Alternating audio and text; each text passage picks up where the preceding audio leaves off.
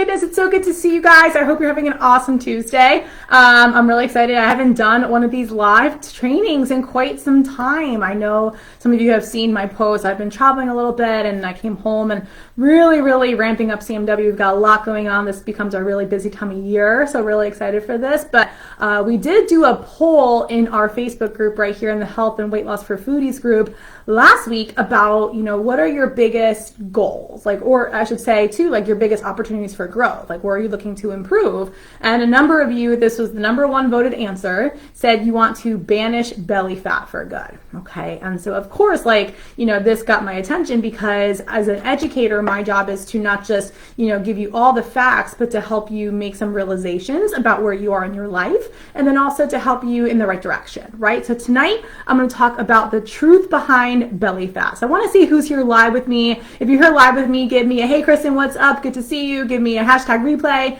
If you're watching the replay, I am really excited about this topic, particularly because there is so much talk out there about belly fat. And take this supplement, wear this belt, do these workouts, and there's all these, honestly, these products that people are trying to sell you. And as you guys, if you didn't know, the health and weight loss industry, the fitness industry is kind of thrown in there as well. It's a $63 billion industry, right? So again, I'm not anti all supplements. I do think there are some benefits in supplementation, especially because our food supply is definitely lacking these days. The soil is different now than it was 40 years ago. Some of us do have deficiencies. So again, I'm not knocking all supplements, but the majority of the weight loss, banish belly fat forever products are kind of a gimmick, right? And today I'm going to talk to you about science. I'm going to talk to you about the facts, right? A lot of you guys have seen me discuss the good, the bad, and the truth about X topic. Today I'm just going to do the truth, okay? Because I don't think there's a good thing about belly fat necessarily. I can share all the bad, that's pretty obvious. But let's discuss the truth, okay? And I'm actually going to start with the things you might not have heard before and then go to the most common facts about belly fat. So I'm going to give you the good stuff first. I'm not going to make you wait until the very end, all right? So you're welcome. So the first thing I want to talk about is fitness when it comes to belly fat. And the reason why I want to discuss this first because it's the first thing that came to my mind because I actually did this transformer kind of workout yesterday on the reformer machines. And oftentimes people go to Pilates and go to these more core intensive workouts because they think that's going to get them abs, right? That's going to get for you to visibly see your abdominals, okay? But I want to make this truth known for you, okay? Fitness is a tool. It is not the solution to getting that six pack. All right. And here's where that happens. So for example, I think working your core, I shouldn't say I think, I know, and any fitness professional will tell you this, working your core is very important for overall your functional movement. What I mean by functional movement is your ability to pick things up and put things down, to do movements in your day-to-day life. All right. So having a strong core is important for that. It's important for your posture. It's important for your longevity. It's important for you not to have any pain, right, in your back. So yes, having a strong core is super key if you want to bear children. All these things, really make us need to have a strong core. Okay, now actually being able to see your abs is a different story. And so some of you guys know me because I used to work at this awesome gym here in Delray Beach. It was called Mint Fit. And it was a cool first experience for me working in a gym because I had a really great mentor. Her name is Ashley, and she worked with bikini competitors, okay? And so, when you're on stage, right, and being judged on your body, oftentimes you really want to be at a certain body fat percentage, okay? So women want to be anywhere from 8 to 10%. Some people might argue it's less. Men are less than that, right? So that is when, of course, you would see your abs, right? So, but if you are at a higher body fat percentage, you're not really going to see your abdominals. So what determines your ability to see your abs is actually the body fat percentage, particularly in the midsection. Okay. So yes, people who have a low body fat percentage, even if they're naturally lean, they're going to have abs, even if they don't spend an hour in the gym or don't do any exercise at all. Okay, and back to the bikini competitor. So, and this is not all training modalities are different. I'm sure there are some competitors, even maybe in this group, that have done lots of core work and training to prep for a show. But I remember with this particular trainer, those women, and actually some of them might be in this group right now, you can attest to this, did not do a single crunch or an ab exercise for 16 weeks. And they got on stage and you can see every line in their midsection. Okay, they had a 6-pack and 8-pack, if you want to call it. And it was because the trainer Ashley said abs are made in the kitchen. That's going to be one of the last things to talk about tonight, but you guys probably know that by now. And so they didn't do a single crunch. Now, as a fitness professional, I do have my clients do some core work because, again, I think it's important for longevity. A lot of times if you don't do core work, it can lead to other injuries in your fitness life. So again, I think it's important. But again, you can be doing, 30 minutes of abs and, not see your abs. And I've had some clients in the past say, oh yeah, I was doing this 30-minute core workout. And I was like, why? Why are you doing that? That's a whole, I don't think a waste of time, because I do think core work is important. But again, it is a tool. It's not the solution. So if you want to see your abs, I'm going to talk to you today about actually seeing your abs, right? And of course, I always say, abs are made in a few ways. The kitchen, with strength training, which I'll talk about here soon, and then also working your legs.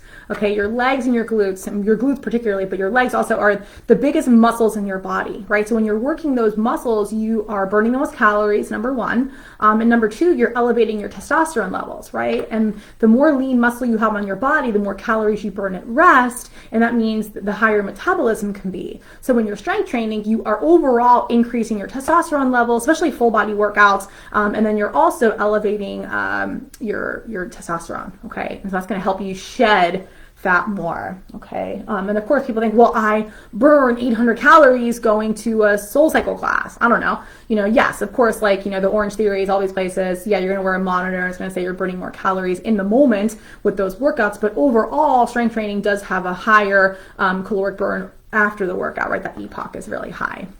So again, fitness can help in terms of burning extra calories and elevating your metabolism, which yes, can help in terms of burning some fat, actually, yes, in the midsection, but you guys, you cannot out-train a bad diet, right? And again, fitness is not even, it's just a small tool, not just for the midsection guys, but overall for weight loss in general. I've had lots of clients who have lost weight with minimal exercise. Right? And I'm not here to say to you, you should not be working out, to lose weight. And those of you who do my program, wait, Kristen, you've never said that before, ever. Because I don't talk about that, right? Because everyone's on a different journey, and that might work for some people, not other people. But yeah, I've had people in the program, and some of you might be in the group right now, where exercise is not a big part of your journey in the beginning, and you're losing weight, and then we slowly add it in as we go. Because yeah, you have to adapt. Your body will get used to what you're doing. You have to change, right? So you don't plateau. But again, it's a matter of understanding, you guys, that doing all those crunches, all those planks, the belts, and I'm talking about the belts. Again, in my experience, a belt, yes, it can help with form. It can help with bracing your core while you're working out, which is really important, because oftentimes, people will say, brace your core while you're lifting, and we don't really know what that means or what to do. So the belt will naturally help you do that, especially for heavier lifts. But again, it's not the game changer. Okay, and if someone says it is a game changer, they might not have had a lot to lose in that midsection. And oftentimes it is going to be water weight, okay, or something small, right? So then you go, let's say it's Taco Tuesday. I'm going to Taco Tuesday after this. You go to Taco Tuesday, have a couple tacos, maybe get a margarita. You put all this salt in your body. You go home and you look the same, right? So again, or you look different than when you had the belt on. So the belt is just a short-term solution most of the time. And I'm sure there are stories out there and people that swear by it, but in my experience, I don't see that as the long-term solution whatsoever. Okay, so fitness is a small tool. It's not the solution. Okay, so that's number one. Number two, I know oftentimes we hear talk about stress, and how stress, plays a big role in the weight loss journey, right? So if we're, stressed about, things with work and our relationships and our life in general, the economy, I don't know, whatever's going on. A lot of people came to me during COVID. They came to CMW and saying, I put on all this weight during COVID. I was just so stressed with all the things going on in the world, all these external circumstances, right? And yeah, absolutely, that's going to cause you to eat differently. Maybe you're not moving as much. You're stressed out, so you don't feel like cooking, right? So of course that's going to lead to weight gain because you're not making the better food choices and movement choices. But moreover, stress, right, the cortisol hormone is harbored in your midsection, actually a little bit below your belly button. Okay, so oftentimes I've had clients where they're lean, maybe they have skinny arms, skinny legs, and they just carry all their weight in their midsection. Oftentimes that comes from stress. yes, one can argue if we tend to be more, what is it? Like when you carry your weight in your midsection, not apple shaped, right? Or it's pear shaped, whatever that body type is. I have mixed feelings about the body types, but some people just tend to carry weight in their midsection. But when someone says that, my first instinct is to ask them, what does stress look like in your life? And this is something that I ask on our CMW consult calls. Okay, even in our first few calls, I'll say, what does stress look like for you this week? Right? And something we say in CMW a lot, Kisa, our mindset coach, shares this beautifully. Stress is a choice, right? Stress is the byproduct. So stress is not an emotion, it's a byproduct of thoughts and other emotions we create from that. Okay, it's the result of we're never going to achieve X, Y, Z, or this is going on in my life, so it means this. It's some story we're telling ourselves. All right, so I want to be very honest with you guys. If you are struggling with belly fat, yes, stress plays a role in you carrying, stress in the midsection, 1,000%. So someone might easily say, well then, I'm going to go meditate and I'm going to write in my gratitude journal. I have my 5-minute journal here I love. I'm very big on writing affirmations of gratitude. But again, that is it's dealing with it, but not enough in most situations. Usually the stress to really, add up in that midsection, there's a lot going on. Right? So you're either there's two ways to deal with emotions, right? You sit in it or you create space from it, right? So creating space would be maybe going for a walk or going to do a workout or going out with your girlfriends or husband or wife or whoever, going to get a massage, right? You're creating space and dealing with it. Sitting in it is like journaling, for example, seeing a therapist or doing some real intense mindset work, which is what I have some clients do in CMW, and some real soul searching and really understanding why the stress is festering in you. And it's manifesting in your weight loss journey. And it's holding you back from being where you want to be. And, I know in CMW, oftentimes people come into this journey and, they understand that mindset's important, but they don't really know what it means to change your mindset until they go through this work with us. And then their life is changed. Okay. So, yes, stress does play a role in that midsection. So if you're not doing anything to manage or handle that stress in your life, I would highly recommend that be a big part of your weight loss strategy, okay, or your health strategy. Weight loss is not a goal for you. All right, number 3, sleep. I want to talk about sleep. And this is directly related to stress because oftentimes when we don't get enough sleep, we are more prone to stress. And when our sleep is inconsistent, we are more likely to have inconsistencies with our emotions, right? We're more moody, we're more of a roller coaster, we snap more easily, we have more cravings when our sleep is off. I know I do, great example. So sleep means more than you think, okay, when it comes to belly fat, okay? Because like I said, right, when we don't get enough sleep, it is going to, again, affect our ability to handle and process, things in our life that may cause a stressful response. Okay, it's going to cause us to eat more sometimes because when we're sleep deprived, we're hungrier, or you're craving less healthy foods, right? You're craving carbs or unhealthy carbs, I should say. Not all carbs are the same. Maybe you're less likely to turn down that extra drink.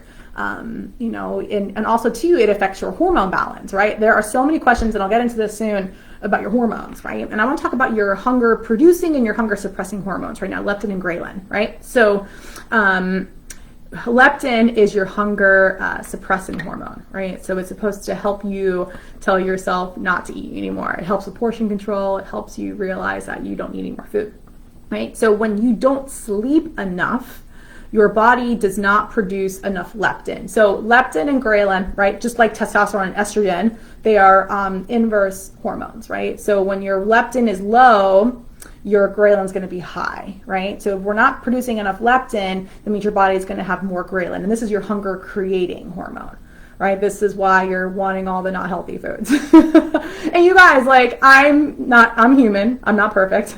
I almost said I'm not human. Oh my gosh. And my sleep that's one of the things that I work on too. We've done this in our habit challenges in CMW. I have to get to sleep on time, right? Because when I don't get enough sleep, it affects everything. And I'm pretty good about my nutrition, but not when I don't sleep. It doesn't happen. You guys, full disclosure, oh my gosh, I was snacking. Oh my gosh, I can't believe I'm telling you this, but I'm gonna do it. I was snacking on dark chocolate almonds while I was at Trader Joe's today, shopping for my book club event on Thursday night. Yeah, so I just said it. And I'm not, yes, am I a little embarrassed? Maybe, but like, again, like I'm in a sleep debt, right? Sleep debt means I'm behind on sleep. Last week I had some longer nights and I went to bed later than I should have last night. And so, yeah, like, I'm like, ooh, like I'm haven't eaten in a little bit. I'm hungry. Dark chocolate almonds sound amazing. Let me get them. You guys, I know better than that. And I know you do too. But anyway, sleep means more than you think because yes, like we're not going to produce that hunger suppressing hormone that we need, that leptin. And also our stress levels, our cortisol are more likely to fluctuate and we're going to produce more of it because we are not equipped to handle stress the next day. We don't get enough sleep. So your sleep plays a huge role. And CMW, we talk about this all the time. How many times have we made a sleep goal? How many times we've talked about, oh, you're in a plateau right now because you haven't had, the consistent sleep that we need. And I work with really busy people, guys, and we work with, people that own their own business. We work with nurses who work night shifts. We work with people that work all kinds of hours, or people that have kids and they don't sleep through the night. Like, I understand that sometimes that sleep is out of your control. But what I can tell you is that there are other ways to manage your stress, number one, so we can banish the belly fat for good. And number two, there is a way for you to catch up on sleep. So we have less of a sleep debt. Okay, I can have a whole conversation on sleep debt. There's a lot to talk about sleep debt if you read or watch any sleep science. Super interesting. All right, so that's number 3. Sleep means more than you think. Number 4, body shape can play a role. And I said this earlier that I'm not somebody that really harps on body shape because I feel like if you do, you're almost manifesting that you cannot succeed. Like, oh, I'm just stuck at this size, right? Like there's no transformation possible for me. And that's not true because transformation can be possible with anything as long as you put your mind to it and you have the right strategy. It's totally doable. Body shape for me, for example, I know I'm super rectangle, we call it, right? Like I am straight down, I have no curves. But that doesn't mean that I don't gain belly fat. I totally can if I'm not watching what I'm eating, I'm not watching my sodium intake, I'm not sleeping properly, I'm not getting my meat in, all those things will totally affect the midsection for me. And my body does not tend to carry weight in the midsection. Me personally, I tend to gain it everywhere, right? Because of the rectangle shape. That's just me personally. And yes, some people will say, well, this is my body shape, so, I'm always going to have this belly fat. No, you might be more prone to carrying it there. But again, through a proper strategy, nutrition, fitness, managing your mindset, and having the right accountability to get you through it, you can change your body how you want to. The only exception is for me, for example, I'm naturally more muscular, right? So I have more type 2 muscle fibers than type 1 muscle fibers. So type 1 muscle fibers are those long and lean, ballerina looking physique. And as a kid, I always wanted to look like my friends or those models or those celebrities who had that physique. I was in ballet when I was a kid and I wanted to have that physique. And even in high school, I wanted that. But I don't know when I made the switch. Maybe it's my senior year of high school. I was at Penn Relays. I ran the 4x1 and the 4x4. So I was a sprinter.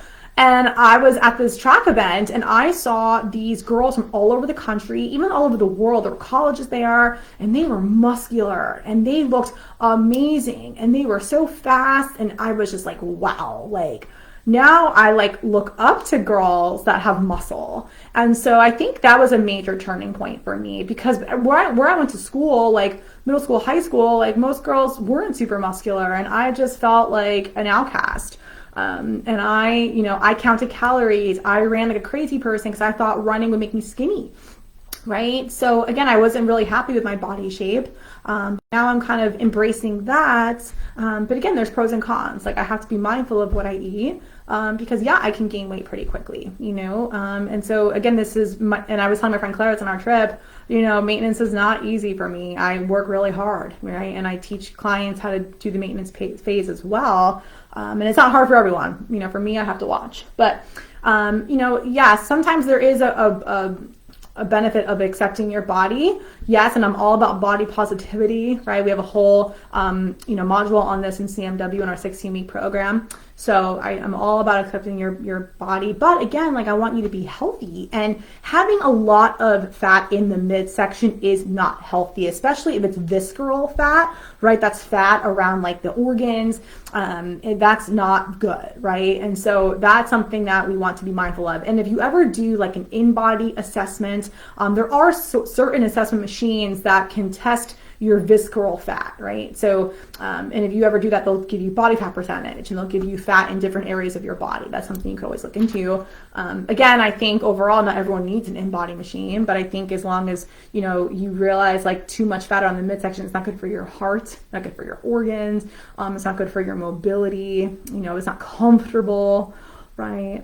So again, like even if your body is prone to midsection, you know, carrying the weight, you can still change that like through proper diet. I'll get to nutrition last, but number 5 truth behind belly fat, okay, is don't always blame the hormones. I think this is the biggest one because I work with a lot of women particularly, but men as well. I love working with men. And oftentimes women will say, well, it's just my hormones. Like, yeah, like I just, you know, my thyroid's off, you know, I have Hashimoto's and, you know, all these things. And although like, you know, having an underactive, you know, hypothyroid, for example, you know, can make weight loss, like for some people, not for most people. I honestly, in CMW, we've had a lot of success with people with a thyroid condition. But yeah, it can maybe slow it down a little bit, but it doesn't make it impossible at all. Oftentimes, you know, by changing up your movement and changing up the other things I've talked about tonight, your fitness, your sleep, your stress, you'll be fine, right? We're just blaming the thyroid, to be honest. And even women I've worked with who have gone and gotten tested for thyroid, they've had no problems. So they're like, oh, it's totally normal. Or maybe it's a little bit low, but not enough to keep you stuck. Especially when like girls in their 20s and 30s come to me and say it's their thyroid. And it's like, well, what about the other hormones in your body? Now, if your estrogen hormone is super, super high, that can be a different story, right? Because estrogen is a fat storing hormone. So you might be more prone to storing fat if your estrogen levels are through the roof. And that's oftentimes where you might be put on a testosterone supplement, right? Because like I said, estrogen and testosterone are also inverse hormones as well. But again, you know, you don't want to assume it's the hormones unless you have evidence. You got a test of some sort. And like I said, guys, like I think tests can be helpful. But again, like for most people, unless you've tried like a real legit weight loss strategy, like don't assume it's your hormones, because most of the time it's not. Or you would know, like you would have lots of other health concerns. Like look up like the symptoms. Actually, no, let me take that back. Don't look up the symptoms, because you'll think you have like a low thyroid, because Googling, you know, symptoms of blank, you're going to feel like you have everything, right? So, but no, the truth is do not blame the hormones, because again, that plays not a huge role. Okay. Or menopause, you know, people say, oh, well, I hit menopause and now my midsection's screwed. Like, yes, as we get older, we can't get away with as much as we could when we were kids or when we were in our teens. 100%, right? You know, I think our metabolism slows 8% every decade, I think is the stat. I want to say 8 to 9%. Could be 7 actually, but it's low. I know it's like in the 7 to 9%. It's not 10, that I know. But you guys, that's so nominal. Oh my God. And let me tell you guys something. One of the reasons I love living in South Florida, even though I've traveled, like women down here inspire me so much. I will meet women in their 50s, their 60s, and their 70s that are more fit than I am, right? And again, like, because they're doing the right things. They're taking care of their body. They're not eating all these toxic foods, right? That have tons of chemicals and preservatives in them. And guess what, guys? Like, this is why I'm also big on eating clean foods. Because when you, like, if your body doesn't break down, like pesticides, for example, and other toxins and bad crap that's in food these days, guess where it's going? It's going into that visceral fat, all that storage pockets in your body. And then it's hard to excrete that. Your body does not break that shit down. Excuse my cursing, but there's no other way to put it, honestly. Okay, so that's why, yeah, like eating clean, guys, it's more than just weight loss, and it's more than just body fat, or I'm sorry, belly fat. It's just like your health and your longevity, right? Like banishing that belly fat, guys, is more than just looking better in a bathing suit. You want to live a longer, happier life, right? That's actually one of the things I noticed when I was in Europe this summer. When I was in, where was I? Portugal, Greece, like, yes, like there are, and I'm going to do a whole nother talk on the Mediterranean diet, like the real versus what we see in vacation, because that deserves conversation. But I noticed a lot of people in Europe with bellies, tons. And because, yeah, their diet's lacking, and yeah, this comes down to my sixth and final point, which is nutrition. All right. You can be doing all the right things, working out, sleeping, managing your stress, like you're like the chillest person ever. But like if your nutrition's not on point, that belly fat's not going anywhere. It is true, you guys. Abs mostly are made in the kitchen, okay? And again, like that's where CMW comes in, I think, so beautifully, because we understand that you don't want to just eat, broccoli or chicken or you're going to be vegan. Like you don't want to eat, like raw vegan all the time. Like you want to enjoy your life. You want to go to Taco Tuesday. You want to have a glass of wine. You maybe want to have a cookie or some ice cream. Oh my God, there's gelato everywhere in Europe, holy moly. So I feel like that's the hard part. So it's like, well, I want to see my abs, but like, I also want to live my life. How do I do that? How do I truly have food freedom? And my friends, that's what CMW is all about, because I hear you. You know what? I'm a fitness professional. I'm on camera. I'm teaching workouts. I have to walk the talk. And I feel like a lot of fitness professionals, we feel this. Not all of them do, but I do. We want to look a certain way, and I want to help people, live their best lives. And again, but, if you know me, you've been out with me, like, I'm excited for Taco Tuesday. I love my wine. I do love cookies. I like sweet more than savory. I know some people are the opposite, but I want you to have a balanced life too. And it's totally possible. It is a matter of learning balance and moderation, of course, and that's something we teach in CMW, because I feel like those words are very abstract. What you consider balance and moderation might not be enough to move the needle. It might not be enough to move that belly, right? And so that's where we come in, and we're realistic with you. Say, hey, you know what? Like, you're going out this week, you can enjoy XYZ, but then we got to do this. Because that's going to help you and help you think okay about that. Not, have FOMO or say, screw it, I'm going to do what I want, this all or nothing mindset, right? So again, that's where we come in to help you with that self-sabotage that might creep up on you. Oh my God, it's been such a tough week so far. It's only Tuesday. I just need a glass of wine. Holy hell. Again, I don't think there's anything wrong with having a glass of wine on a Tuesday, but is it just one glass? What are you eating with that? What about the rest of the week? Let's talk, right? So you really want to banish this belly fat. The truth about banishing belly fat is, honestly, guys, it's usually so much more than just your belly. There's other things in your life that we need to get rid of. There are bad habits. There are bad thoughts. There are bad experiences. There are harmful foods you might be consuming. There's people or, in your ecosystem, or there's, other things that are negatively impacting you. Like, you're hearing this nutrition advice, your trainer tells you to do this, but it doesn't serve you anymore, and you're not seeing the results that you want. The truth behind belly fat is every person has a different way to combat it. Okay. And this is why I don't come on here and give blanket statements, details.